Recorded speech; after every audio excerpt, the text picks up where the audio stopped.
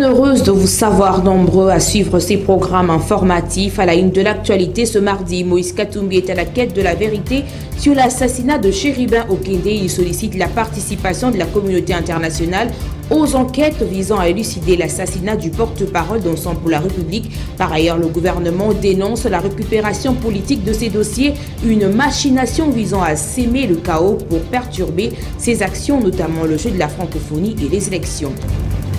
Instabilité du franc congolais, le gouvernement milite pour un changement de mentalité et de culture en rapport avec l'utilisation de la monnaie locale pour éviter la fuite de capitaux. Madame, Messieurs, bienvenue. Démarrons ce journal par l'arrivée du chef de l'État, Félix-Antoine Tshisekedi, à Djamena, au Tchad, ce mardi 18 juillet, où il a été reçu en tête-à-tête par son homologue Mahamat Idriss avec un mandat de facilitateur de la CIAC, d'où il va rencontrer le principal parti politique et le membre de la société civile. Nous y reviendrons avec force et détail dans nos prochaines éditions. Parlons cette fois-ci du briefing presse hebdomadaire au cours duquel le gouvernement a dénoncé une certaine machination visant à s'aimer le chaos pour perturber ses actions, notamment le jeu de la francophonie et les élections. Pour ce qui concerne notre regretté collègue, personne ne peut infirmer ou affirmer la thèse qui a été répandue. Il y a des gens qui ont dit, qui ont parlé, qui ont fait des annonces, il y a eu kidnapping, il y a eu cela, mais toutes ces choses nécessitent aujourd'hui d'être minutieusement traitées au niveau des parquets pour qu'on puisse nous apporter la lumière. Et donc, je range ceux qui font cette comparaison dans la suite de ceux qui pensent pouvoir tirer des dividendes politiques de ces drames qui nous touchent tous. Et donc, je suis désolé, mais c'est aussi une forme d'indécence de vouloir très vite aller dans des conclusions, de vouloir coller des comparaisons, des situations qui sont totalement différentes, dans des contextes qui sont totalement différents, et des deux hommes qui avaient des profils totalement différents. Donc, je crois que je ne voudrais pas m'étendre sur le sujet, mais nous, comme gouvernement, nous faisons de notre mieux, et le président de la République a donné des instructions fermes à ces sujets, pour que tous les services de l'État puissent se mobiliser, pour que nous puissions donner une réponse aux Congolais sur les circonstances de la disparition de notre collègue, mais qu'en plus de cela, vous avez vu le président de la République tenir une réunion de sécurité aujourd'hui pour s'assurer que des dispositions sont prises pour renforcer la sécurité et éviter que ceux qui pensent que par le chaos, ils peuvent freiner l'élan dans lesquels nous sommes, puissent être dissuadés. Et pour cela, nous comptons sur la collaboration de tous les Congolais. Si vous aviez vu quelque chose, si vous aviez entendu quelque chose, vous pouvez contacter le parquet, donner des éléments pour contribuer à amener la lumière. Cela va contribuer à la sécurité collective que nous sommes en train, sur laquelle nous sommes en train de travailler. Désormais, aucun paiement du Trésor ne sera effectué au guichet de la Banque centrale. C'est l'une des mesures prises par le gouvernement au terme d'une réunion spéciale tenue par le président de la République sur la situation du franc congolais. C'est le ministre de Finances, Nicolas Kazadi, qui l'a annoncé lors du briefing hebdomadaire de presse lundi dernier. Sur le taux de change, ce sont tous ces phénomènes auxquels nous assistons aujourd'hui. Alors, quelles mesures nous avons prises concrètement ? La première des mesures, c'est que la Banque centrale, qui aujourd'hui dispose de réserves importantes, a commencé à intervenir sur le marché des changes. Et vous constaterez que depuis la fin de ce week-end, il y a déjà un début de retournement de la situation qui a été permis par les interventions de la Banque centrale. Et ces interventions vont se poursuivre dans les jours qui viennent pour réellement rétablir la situation. D'abord stopper l'hémorragie et ensuite revenir vers la situation avant cette surchauffe. La deuxième mesure, pour accroître les besoins de l'utilité du franc congolais comparé au dollar américain, nous allons en tant que Trésor privilégier le paiement de l'impôt en franc congolais. Alors en le faisant, vous allez accroître la demande de francs congolais et vous allez mettre vos devises sur le marché de change. C'est un élément qui va venir consolider et qui est conforme à la logique. Le franc congolais est notre monnaie, nous avons le devoir de la soutenir. Et donc, au-delà de cela, nous allons également travailler, nous travaillons déjà en étroite collaboration avec la Banque centrale, nous allons travailler davantage pour surveiller la qualité de nos dépenses publiques. D'abord, nous allons renforcer le suivi du plan de trésorerie. Nous avons un plan de trésorerie que nous gérons en accord, en coordination avec la Banque centrale.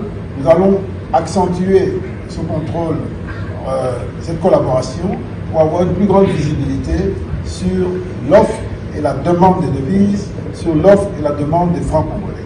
De manière à ce que chaque fois que le Trésor va faire des paiements à la Banque centrale, on s'assure que ces paiements se fassent de manière régulée et qu'il n'y ait pas un élément qui incite les gens à aller se porter sur le marché du change. Après l'assassinat de Chérubin Okende, Moïse Katumbi multiplie de contacts, notamment avec des diplomates. Ce mardi, il a rencontré les ambassadeurs des États-Unis, la France, le Royaume-Uni et le Canada, dont il a sollicité l'implication dans les enquêtes amorcées par le gouvernement pour que la lumière soit faite. Moïse Katumbi a raconté ce mardi 18 juillet 2023 différents ambassadeurs, notamment des États-Unis, de France, du Royaume-Uni et du Canada, pour faire toute la lumière sur l'assassinat du proche du député national Chérubin Okende. À l'issue de cette rencontre, le président de l'Assemblée pour la République, Martel Kerr, près d'une semaine, la commission d'enquête annoncée par le gouvernement congolais n'est pas encore mise en place. De son côté, l'ambassadeur des États-Unis pense que le gouvernement congolais doit respecter son engagement d'enquête sur la mort de Chérubin Okende. Pour Alison King, l'ambassadeur du Royaume-Uni, il faut que l'importance d'une enquête transparente et approfondie qui traduira les auteurs de ce crime en justice. Tandis que les autorités congolaises ont contenté la Belgique pour contribuer à l'enquête sur l'assassinat de Chérubin Okende. Il faut noter que, à moins de 6 mois des élections, plusieurs opposants dont Salomon Kalonda, Maïm Kebaï et les autres sont aux arrêts. Par ailleurs, une messe d'action de grâce sera dite ce 19 juillet aux cathédrales Notre-Dame du Congo par le cardinal Ambongo en mémoire de Chérubin Okende arraché brutalement à la vie. Dans un autre registre, le ministre de la Santé, Hygiène et Prévention, Samuel Roger Kamba, a effectué la semaine dernière une visite d'inspection aux entrepôts de son ministère, l'hôpital Mamayemo, le hub du programme élargi de vaccination et l'hôpital général de Kinkole. Le but était d'évaluer le stock et de dégager les espaces pour entreposer le matériel et les médicaments commandés par le gouvernement. Suivez. Dans les cadres de la couverture santé universelle avec les lancements du programme de la gratuité des accouchements, le ministre de la Santé publique, Hygiène et Prévention, Samuel Roger Kamba, a fait une descente d'inspection aux entrepôts de son ministère, à l'hôpital de référence Mamayemo, à l'hub du programme élargi de vaccination et à l'hôpital général de Kinkole. Cela dans l'objectif d'évaluer les stocks et de dégager les espaces pour entreposer le matériel et les médicaments commandés par le gouvernement. Dans plus ou moins 3 mois, l'hôpital Mamayemo sera livré et sera un centre de santé de qualité pour toutes les couches de la population avec 500 lits dans sa première phase et 2500 lits à terme. Juste après, le patron de la santé s'est rendu également à l'hôpital de référence de Kinkole où il a constaté les difficultés financières de patients à s'assurer une prise en charge de ces personnes. Certains cas ont été transférés aux cliniques Ngaliema. Cependant, les hôpitaux périphériques sont également pris en compte pour permettre à chaque personne un accès à tout l'éventail des services de santé de qualité. Signalons que cette visite a connu la présence du vice-ministre de la Santé, Serge Olène, et de toute l'équipe de son ministère. L'église du Réveil au Congo a tenu une conférence ce mardi 18 juillet sous thème « Soyons du bon côté de l'histoire » dans le guide de Monseigneur Moïse Chibumbu. Soyez du bon côté de l'histoire, c'est le thème de la conférence débat organisée par l'église du Réveil du Congo ce mardi 18 juillet 2023 à l'amphithéâtre du ministère des Affaires étrangères sous le guide de Monseigneur Moïse Chibumbu Mwanangola, le chancelier. Dans le but d'incarner la vision du chef de l'État, Félix Antoine Tshisekedi Tshilombo, dans son projet de développement et de transformation totale du pays. À l'entrée du sujet, Monseigneur Moïse Chibumbu Mwanangola a décortiqué la pensée noble du président de la République Félix Antoine Tshisekedi Tshilombo, qui est « Soyons du bon côté de l'histoire ». Je commence par la décortication de cette vision appelée « Soyons du bon côté de l'histoire ». Congolais et Congolais, écoutez mon acte politique.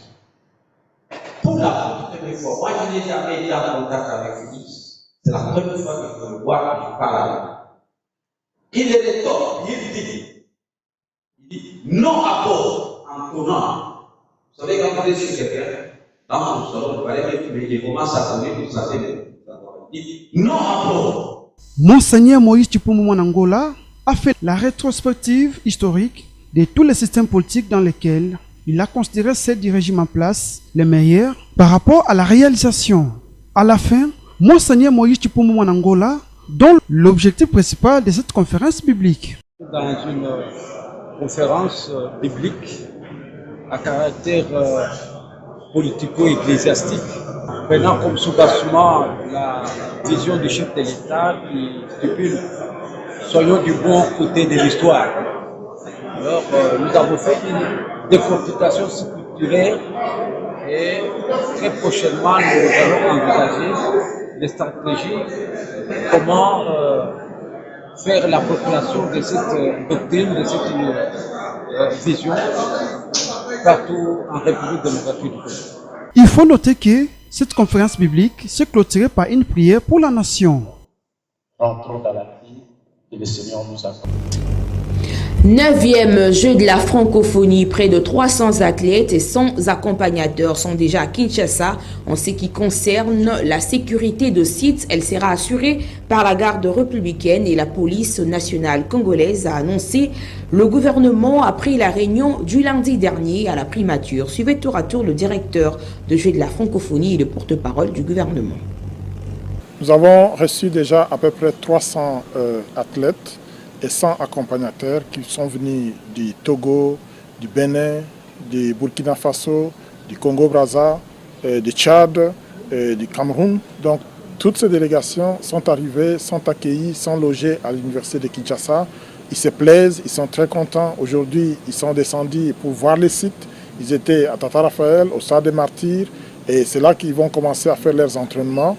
Et nous lançons un message à toutes les autres délégations qui s'apprêtent à venir à Kinshasa, que Kinshasa est prête à accueillir toutes ces délégations et que ça sera une fête ici à Kinshasa. Il y avait des appréhensions notamment sur la question de la santé à propos des ambulances. Le Premier ministre nous a dit, et comme nous l'avions déjà dit par le passé, que les ambulances voulues de type A sont bel et bien arrivées, qu'il y avait des petits travaux qu'il fallait aménager pour correspondre aux équivalents, aux normes techniques. Cela a été fait.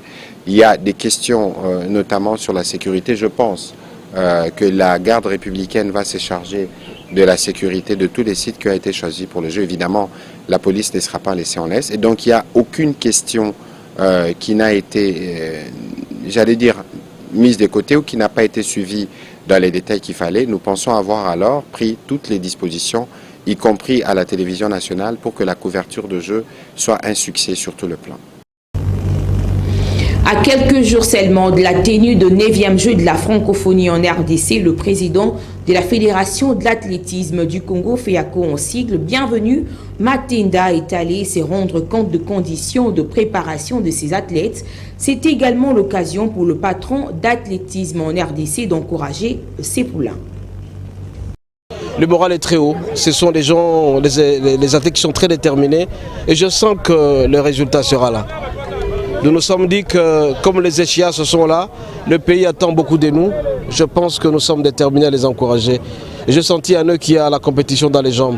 Ils réussiront certainement. L'athlète qui aura la médaille d'or, comme non seulement le gouvernement qui va prendre en charge, nous aussi nous allons nous déterminer pour marquer quand même les athlètes que prochainement, celui qui fera mieux. Parce que nous avons les Jeux olympiques à Paris au mois de juin, je pense. Et donc nous avons l'obligation d'encourager certains athlètes à faire le mieux. C'est lui qui fera l'essentiel sur la médaille d'or. Moi-même, je sais ce que je vais faire de lui. Confiance. J'ai confiance au gouvernement. La confiance fera l'essentiel avant la compétition. Je suis sûr et certain que la prise en charge sera là. J'ai confiance aux institutions de la République. Le ministre du Sport est déterminé, il travaille d'arrache-pied pour que les moyens soient mis à la disposition des différentes fédérations et la nôtre en particulier. Tournoi de tennis Open ADECO appartient désormais au passé. Le match de la finale se sont joués le dimanche dernier au cercle de Kinshasa où différentes catégories se sont affrontées dans le cadre de ces tournois dénommés Fêtons ensemble avec Top Congo FM.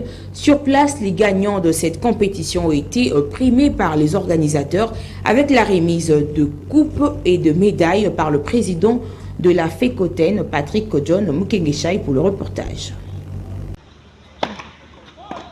4 matchs à travers différentes catégories de la finale du tournoi de tennis Open ADECO se sont joués en individuel et en double. Une belle initiative de l'amicale des entraîneurs du tennis de la République démocratique du Congo, ADECO en sigle, dans l'objectif de mettre les athlètes dans la chaleur de grandes compétitions à venir. Le président de l'amicale des entraîneurs du tennis de la République démocratique du Congo s'est dit très satisfait de cette organisation qui sera organisée à la fin de chaque mois.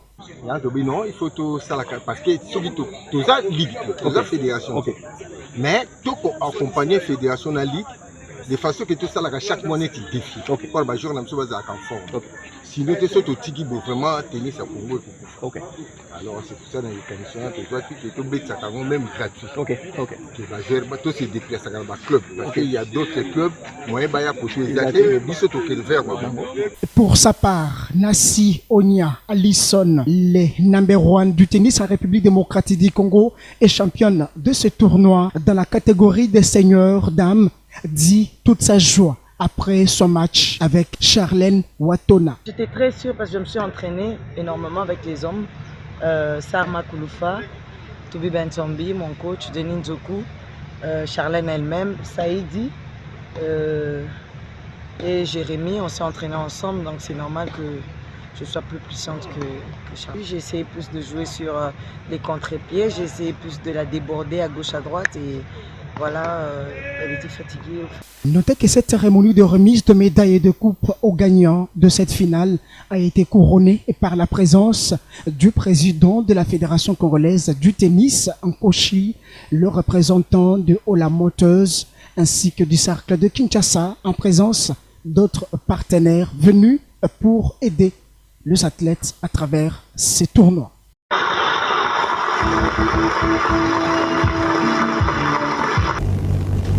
En société, parlons de l'instabilité du taux de change qui sévit à Kinshasa depuis le début du mois de mai dernier. L'opinion est partagée sur cet aspect de choses. Le marché de change ne respecte pas le taux directeur de la Banque centrale du Congo, ce qui cause cette instabilité. Suivez ces reportages complets des Dona Mwalaba, Aimé Kapena et Enoch Mbala. L'instabilité de la monnaie nationale sur le marché d'échange à Kinshasa, en République démocratique du Congo, devient un souci majeur devant tant d'autres soucis déjà connus par les Congolais eux-mêmes. Les qui n'en sont soumis à faire face du jour le jour à l'augmentation du taux de dollar américain, à la dépréciation de la monnaie locale. Mais tous en a douleur car rapport à problème à dollar en des pas c'est biso peuple. Nous avons une forte douleur pour les taux de dollars qui ne fait qu'augmenter. Ce matin, nous étions à 25 et j'attends seulement que ça baisse de 23 000. Mais malgré cela, les dollars n'ont toujours pas baissé. Maintenant, nous payons nos loyers en dollars et pourtant nous sommes payés à francs congolais. C'est vraiment une souffrance. Les études de nos enfants sont payées en dollars, que l'État nous trouve une solution favorable. Certaines personnes pensent que cette instabilité de la monnaie nationale survient suite au non-respect du taux directeur de la Banque centrale du Congo. problème est ça que le gouvernement a stabilisé ma cambiato. Le gouvernement doit stabiliser les taux d'échange sur le marché, car la Banque centrale a son taux. Il faut que cela puisse s'observer partout à Kinshasa. Donc l'État doit imposer un seul taux pour tous. Mais ce que l'État par exemple a spécifié prix à dollar, que nous voilà prix est à boé. Pour moi na makambo il faut changer ça. Notez que l'État congolais est appelé à trouver des solutions adéquates pour remédier à cette situation économique afin de permettre aux Kinois de pouvoir convertir le franc congolais en dollars afin pour certains de payer normalement leur loyer mensuel.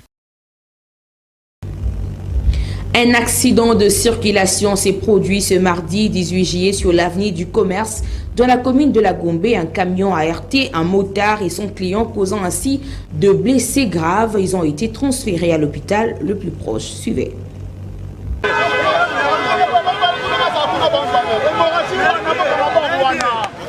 C'était aux environs de 14h30 que le chauffeur d'un camion a brusquement percuté un motard ainsi que son client, dont les deux se sont fracturés les jambes. À en croire les sources, le conducteur de cette automobile a traversé sa bande involontairement et a fini par déclencher cet accident dont le propriétaire s'est enfui. Nous sommes les amis du commerce. Nous traînons ici au commerce et nous venons de voir cet événement incroyable. À ces instants, 2 personnes sur la même moto ont été tamponnées par le chauffeur de camion sans pour autant attendre. Il a pris la direction des INA et comme vous le voyez, la moto a été prise par le policier. À cet effet, plusieurs se sont plaints de cette mauvaise situation persistante qui met en danger la vie humaine. Certains accusent souvent le motocycliste pour ces phénomènes inattendus qui aujourd'hui, même les voitures entrent en jeu.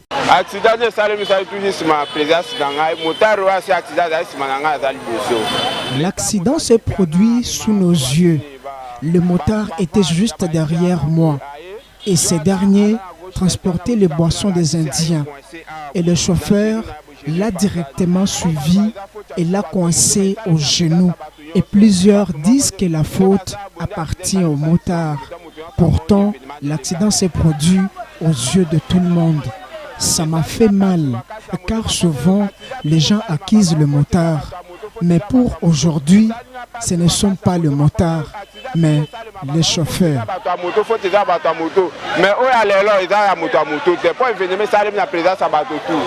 Il s'est de signaler que le concerné a été arrêté et amené au poste de la police. Et par ailleurs, les victimes de cet accident ont été amenées rapidement dans un établissement sanitaire pour y suivre des soins appropriés. Et enfin, les valeurs nutritives. Que savez-vous de l'orange? Les détails dans ces reportages. L'orange ou orange douce est le fruit de l'oranger de la famille des rutacées. Il existe plusieurs variétés d'oranges classées en 4 groupes variétaux. Comestible, elle est réputée pour sa grande teneur en vitamine C. L'orange a beau être composée majoritairement d'eau. Sa pulpe et son jus contiennent une quantité très importante de vitamines A, B et C et de composés antioxydants. Sa chair est riche en nutriments comme le calcium, le potassium, le phosphore, le magnésium, le fer, le cuivre, les flavonoïdes et les caroténoïdes, ainsi qu'en fibres. En consommer régulièrement est excellent pour préserver l'organisme de nombreuses maladies. Voici pour vous 6 bonnes raisons de consommer l'orange régulièrement. En premier lieu, l'orange protège nos yeux contre diverses maladies. Deuxièmement, elle lutte contre le cancer. Troisièmement, elle réduit le risque de maladies cardiovasculaires. En plus, elle réduit l'inflammation, mais aussi elle soigne le rhume. Et pour finir, elle améliore la digestion.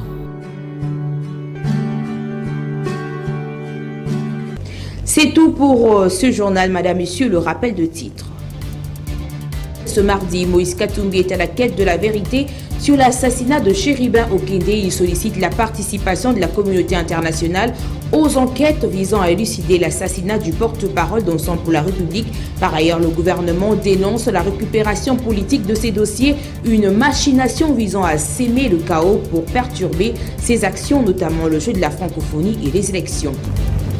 Instabilité du franc congolais, le gouvernement milite pour un changement de mentalité et de culture en rapport avec l'utilisation de la monnaie locale pour éviter la fuite de capitaux. Merci de la confiance renouvelée. On s'est dit au revoir et à la prochaine.